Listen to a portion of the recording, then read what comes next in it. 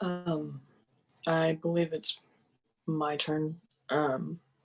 If you'll bear with me, I have strep throat at the current moment, so I'm not too keen on where I am right now. Um, but my name is Alexis Pagala, and my topic that I decided to discuss today is the mental health for veterans coming out of the military. And I actually didn't know a lot about mental health until high school, and that's because I had a friend who had a father in the military service who came back um, from his time in there, and then he ended up dealing with his mental health unknowingly for quite some time, and he ended up committing suicide within the year that he returned back from his service.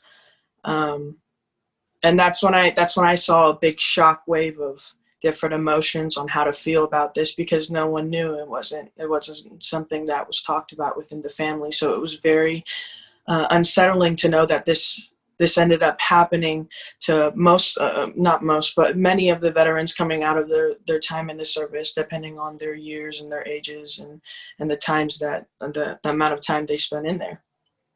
And the thing that I would like to address is that we should become aware of this issue and how we can push for the advocacy of mental health care for all veterans that will be preventative for situations like that, because it does affect families and people around you, especially those who knew those veterans.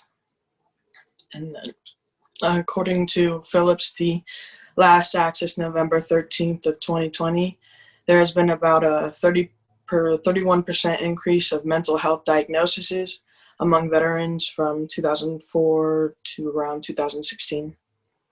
So we are going to learn about the importance of improving accessibility to mental health care for veterans and the normalization of using mental health care for them as well.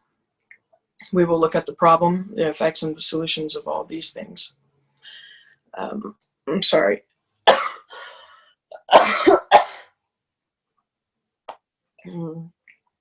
Okay.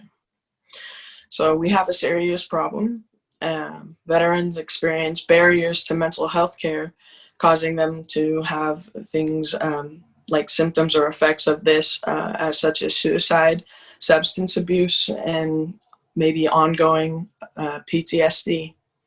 So according to Cheney Last Access November 13th of 2020, there have been 5 identified dimensions to veteran mental health care services. These barriers include the concern of what others think, so the stigmatism of it, financial means for them accessing this care, personal beliefs against care, and then physical obstacles. So some of these physical obstacles include the lack of confidence in the VA systems, healthcares, and what they do and how they do things, where the direction of the benefits go from VA and the services where they are, as well as their privacy and security and abuse of certain services within their system. Stigmatized attitudes in veterans' mental health seeking behaviors results in veterans believing that seeking mental health care is wrong because it's not what a man or a soldier would do.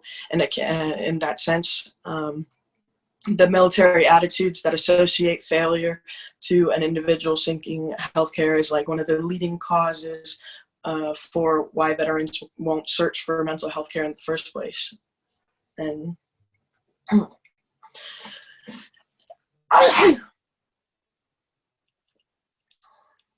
sorry, I'm very sorry. Now that we have discussed the problem, let's take a look at the effects. So there are 3 significant effects. One is veterans are committing suicide due to the healthcare disparities discussed earlier, as well as the prevalence of substance abuse for these veterans that have not been able to meet for treatment, and again, PTSD. So I'm sorry, I don't remember the quote for this, but veterans are at risk committing suicide on a daily basis. Usually this is within the ages of 18 through 44, and most are at risk. These individuals are most at risk for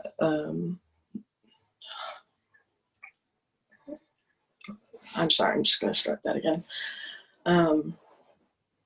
Veterans aged 18 through 44 are at most risk for committing suicide because they are, I'm sorry, I'll just move on from that. I don't remember.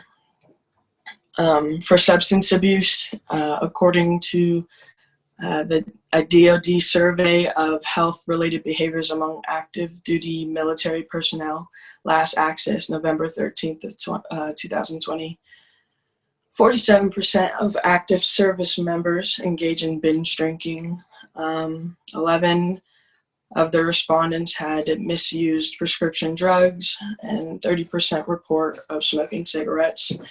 We all know that cigarettes contain nicotine, and nicotine is a chemical that actually brings brain damage to the individual who ends up smoking. So we know that that's not good, and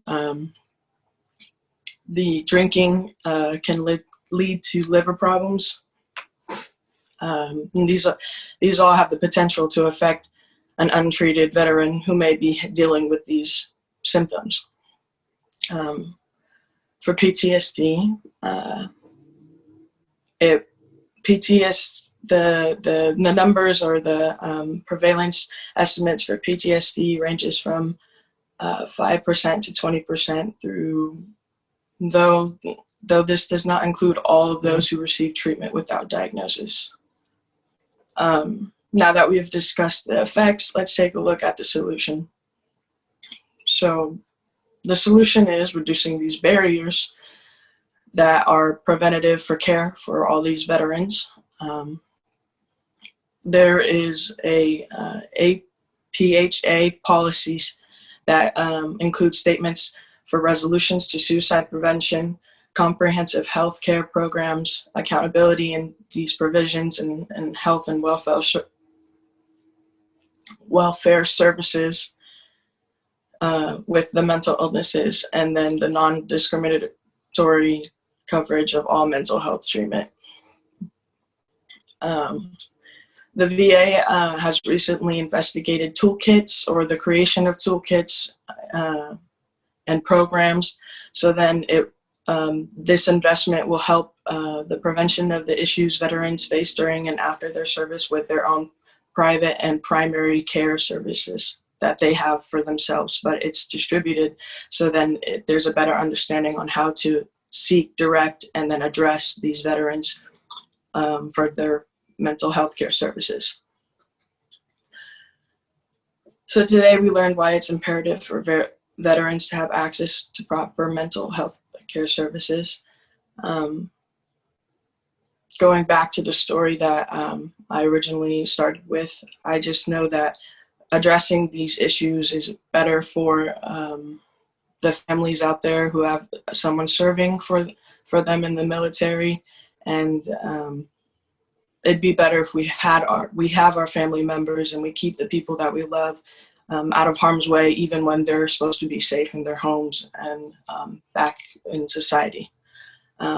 So we looked at the problem, the effects, and solutions, and the last